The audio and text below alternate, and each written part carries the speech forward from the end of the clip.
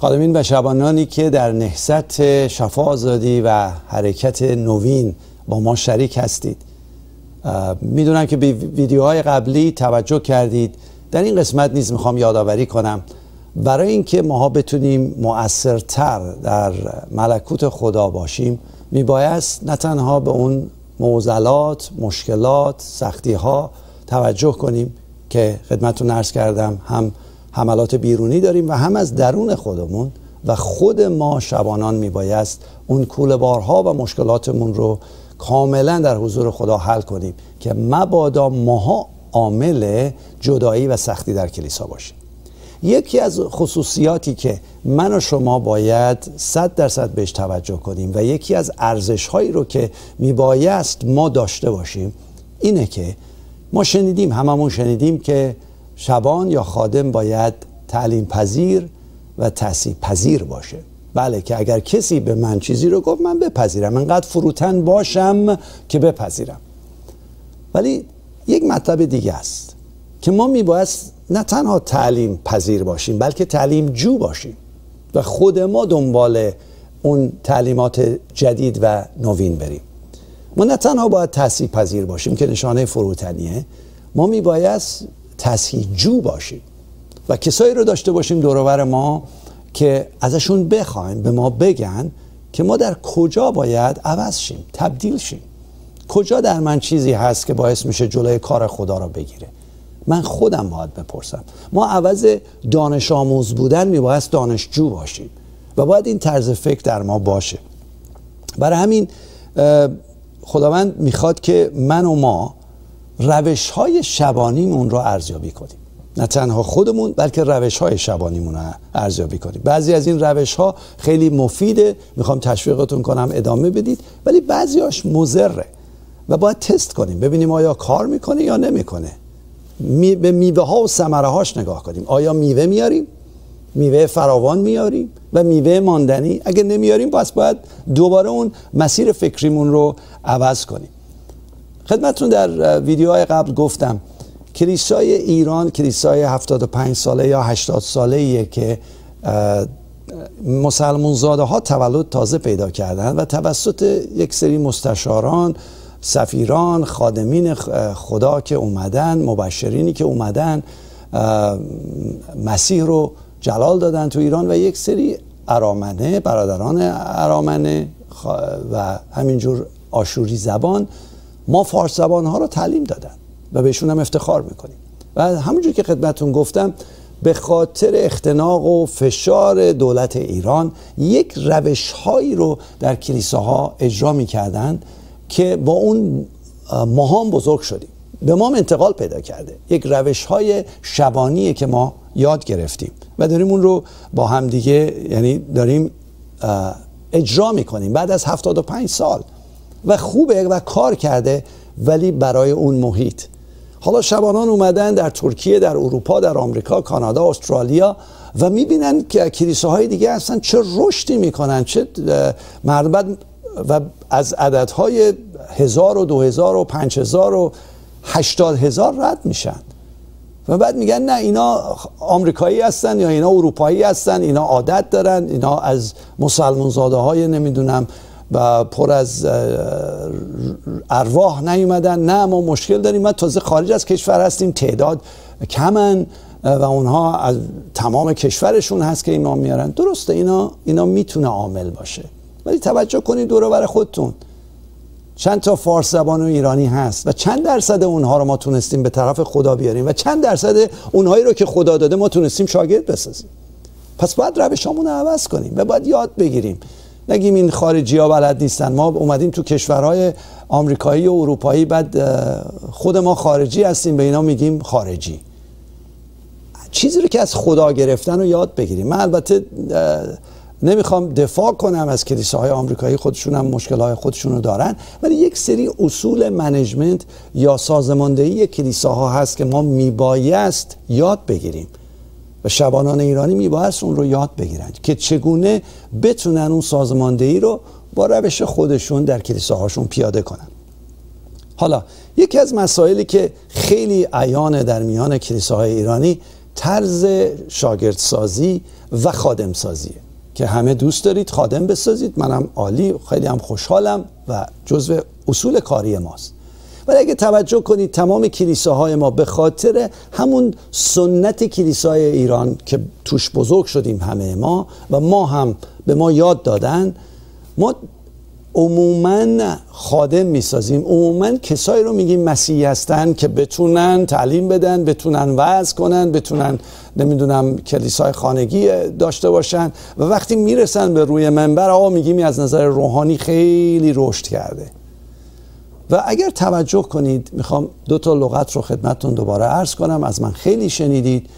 در کلام خدا یک سری خادمین هستن که من مثل عهد عتیق بهشون میگم تو عهد عتیق لاویان هستن، کارهای معبد رو میکنن، کارهای خیمه خدا رو میکنن، کارهای مذهبی میکنن، کارهای قربانی رو انجام میدادن، کلام رو نگه میداشتن، غیره غیره، مثل اون کشیشان و شبانانی که ما الان در عهد جدید و الان هستیم که کارهای کلیسا رو انجام میدیم. از اون قومی که در عهد عتیق بودن که اسمشون بود لاوی یا لاویان، 1 از 12 بودن. یعنی بگید 1/12 یا خیلی ببرینش بالا 1/10 فقط خادم خدا بودن که کارهایی رو انجام میدادن که من و شما شبان و کشیش و خادم داریم انجام میدیم. بقیه قوم یهود یا بقیه اسرائیل 11 قوم دیگه در حقیقت بقیه که البته 12 تبدیل شد به 11 دوباره شد به 12، میدونین چی میگم، طایفه یوسف رو. ولی این قوم 1 سری لاوی بودن، 1 سری غیر لاوی بودن. تو عهد جدید هم اگه توجه کنید 1 سری خادمین بودن و یه عده آنان بودن که خادم نبودن، حتی شماس نبودن، حتی رسول نبودن، معلم نبودن، شبان نبودن، ولی آنان رفتن به انطاکیه و مسیح رو نشون دادن که از انطاکیه به بعد به خاطر زندگی درست آنان مردم اون قسمت آنها را مسیحی خواندند. کلام خدا رو چک کنید، برید تو اعمال رسولان چک کنید، خودتون میدونید کجا نوشته شده.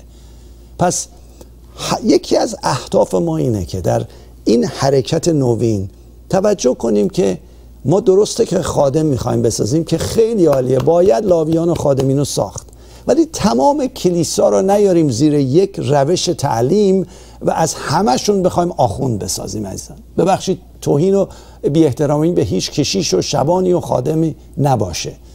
ما همش یک سری لاوی و خادم و آخوند میسازیم، ولی آخوند فوکلی. آیا ما پدری میسازیم که شوهر خوبی باشه، پدر خوبی باشه، کارمند خوبی باشه؟ آیا میسازیم؟ آیا اصلا تعلیمات داریم به این صورت؟ درسته که باید تعلیمات اصلی و اساسی داده بشه در کلیساها، ولی آیا در این روش فکری، در این روش شاگردسازی اول تا بریم به لاوی سازی و خادم سازی، آیا توجه میکنیم که آنان رو چجوری پرورش بدیم؟ این یک سوالی که باید از خودتون بکنید که تعلیمات شما، خدمات شما یا ارزش دادن به روحانی بودن یا ارزش دادن به رشد روحانی به کی میدید؟ به اون کسی که توجه کردید عزیزانی که وارد کلیساتون میشن، جوانانی که میان عشق منبر میگیرتشون و دیگه میخوان برن واعظ بشن و فکر کنن وعظ و شبان و اینکه برن روی منبر از نظر روحانی رشد کردن. حالا که این وظیفه ماست اینها رو براشون روشن کنیم، باز کنیم و بگیم رشد روحانی به اون مقام‌های کلیسایی نیست. حتی خود بنده با احترام کامل به تمام کشیشان پیشکسوت من، ما این لقبا و پاگونا رو باید مواظب باشیم ازش درست استفاده کنیم و سوء استفاده نکنیم و به قول معروف این پاگونامون مردم نشون ندیم، بلکه اون مسیح در ما باید نمایان بشه. بهتون موعظه نمی کنم، ولی میخواستم توجه کنید به این مطلب که روش شاگردسازی ما و خادمسازی ما میبایست عوض بشه و میبایست نوین بشه. این مطلب رو میخواستم شما در نظر داشته باشید و بدونید که خدا میخواد ما این طرز فکر رو داشته باشیم. پس برای همین یه نکته ای رو خدمتتون میگم.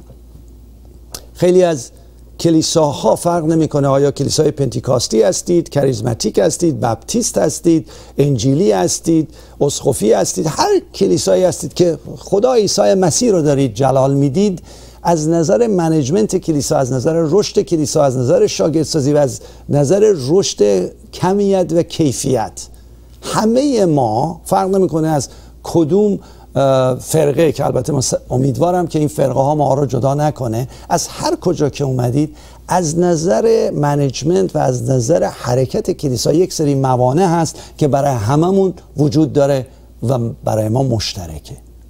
موانعی هست که جلوی رشد ما رو در عدد 50 میگیره، موانعی هست که رشد ما رو روی 100 میگیره، موانعی هست که روی 200 میگیره و اینا موانع سازماندهیه، موانع طرز فکر ما عوض شدنه، موانعیه که اگر من کامی عوض نشم من از این عددا رد نمیشم. موانع بعدی از 200 هست 400، بعد 1000، بعد 2000، بعد 6000 و همین جور میره به 20000 و بقیه. یک سری موانع هست، موانع حرکتی، موانع سازماندهی، موانع عوض شدن طرز فکر، موانع رهبری، موانع این که آیا یه موقع شیخ داشتیم، گروه مشایخ داشتیم، الان باید چجوری رفتار کنیم، یه موقع همه تصمیم‌ها رو خود شبان میگرفت، یه موقع میبردیم توی اون هیئت مشایخ، روزها شبا راجع به یه مطلب ساده میخواستیم بریم مثلا 13 به در ما بشارت بدیم، یک گروه مشایخ جمع می شدن، 2 هفته با هم صحبت میکردن، بحث میکردن، آخرش 13 به در هم می اومد و میرفت، هیچ کاری انجام نمیشد. آیا اینه؟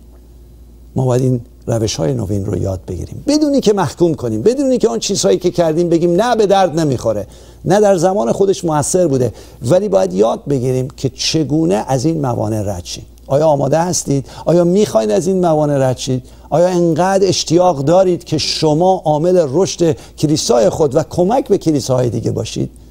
اگر دوست دارید به ویدیوهای بعدی توجه کنید.